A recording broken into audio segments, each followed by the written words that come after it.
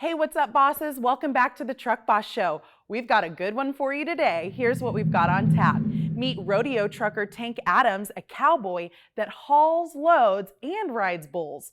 And the incredible story of Ronnie Link Part 2. And Matt and Joey face some problems during the CVSA road check. Are you ready? Let's take a ride.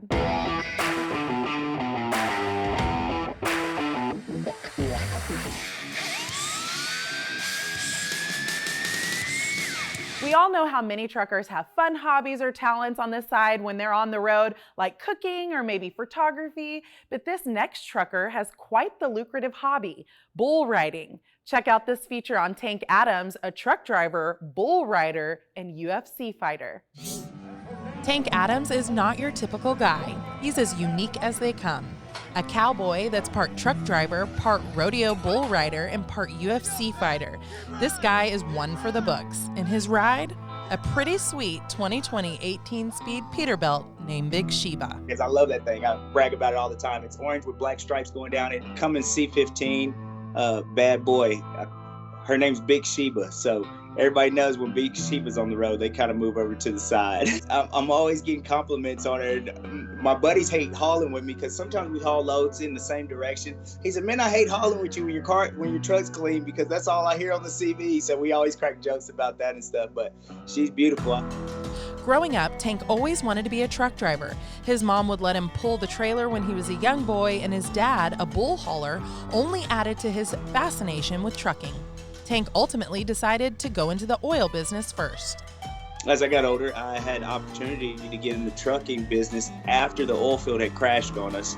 So everyone in the oil field almost has their CDL. So from that point on, I realized that it was an opportunity for me to rodeo and drive a truck at the same time, and I can kind of book my loads around my rodeos and book my rodeos around my loads. Bull rider, you heard him right, and not just any bull rider.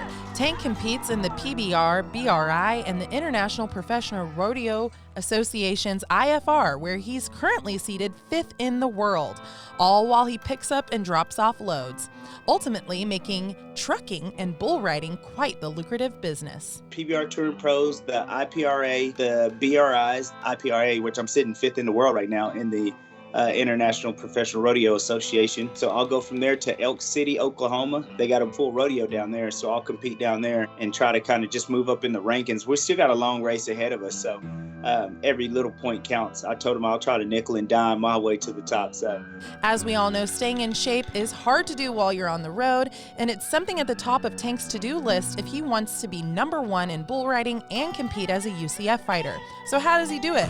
By working out wherever and whenever he can. People are like, how do you have time for all this stuff? They all go neck and neck, because if you want to be a bull rider, if you want to, travel down the road and make a living at it, you got to be in the best shape as possible. If you want to be a fighter, you better be in the best shape as possible. So it's not too many of us truck drivers that when we pull over, we're out there doing push-ups and stuff. So guys are always cracking jokes. I'm over there working out and they're like, yeah, we see you over there. And they're just, so I have to stay in shape. Unfortunately, when you're on the road, you got to make stuff work. I got a membership at Planet Fitness because that's the only place you can go for $10 a month, and you can go to anywhere in the United States, and it's, you're still in there.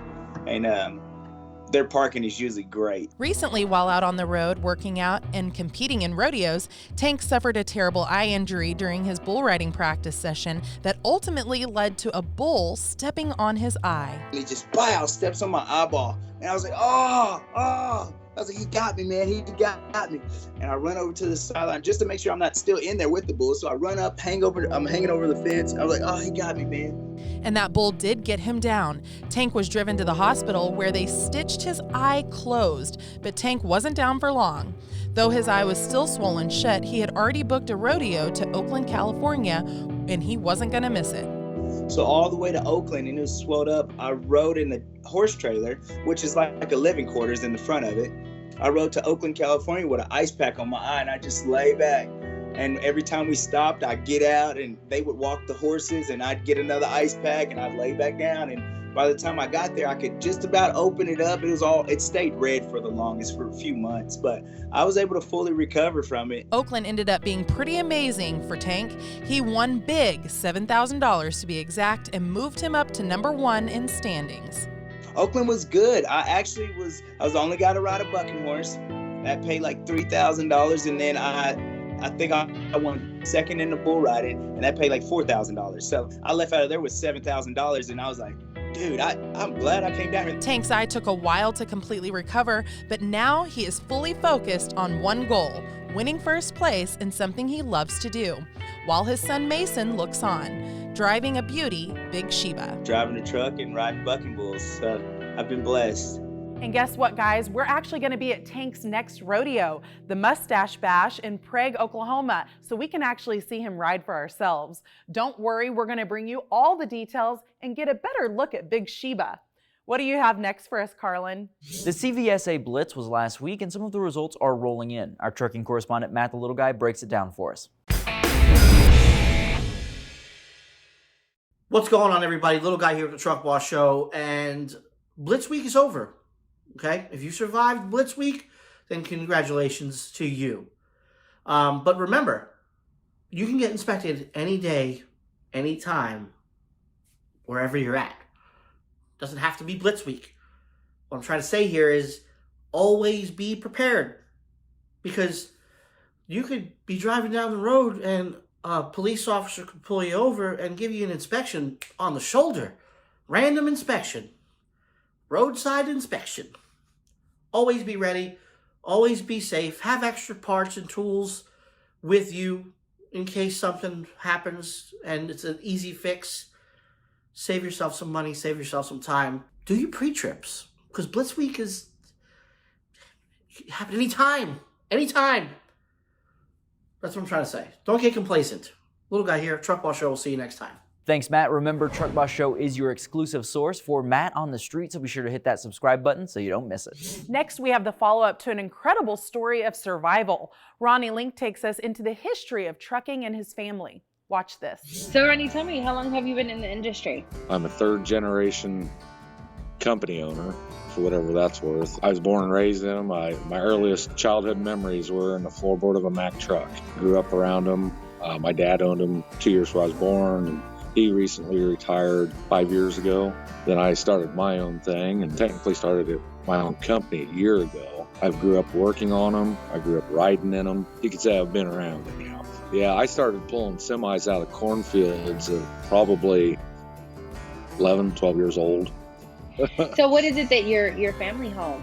Grain, and they branched off to a little bit of everything after that. They got into van freight, a little bit of step deck, some flatbed work. I myself started when I, technically legally started driving at 18. I pulled a frameless dump for about 5 years, the first 5 years of my career. What are some of the things that you've actually enjoyed? The traveling, meeting different people, especially folks from different cultures. If you get around the Chicago area, a lot of folks from Europe, from the Middle East even. I've even spoke with gentlemen and ladies from South Africa. Meeting them, talking to them, seeing, their life experiences, and especially coming over here and trying to make a living like everybody is, and so on and so forth. So I really enjoyed that more than, and I love driving the semis. I mean, there ain't nothing better than getting there and just kind of cruising on down the road and forgetting about things. It's like diesel's in your blood. It is. It really is. My grandfather started driving them when they were invented. There was a really big age gap from my grandparents. My grandfather was born in 1896, and my dad was born in 1956. Yeah, my grandfather was 60 when my dad was born, and my grandmother was, I believe, I don't want to lie to you, I believe she was 27. Dad would tell me that it would take 2 days to drive to Chicago in a 1-ton Studebaker steak bed truck hauling watermelons to the open air market. I mean, that's pretty cool. 3 generations. And there's a lot of history there. There's just so much history.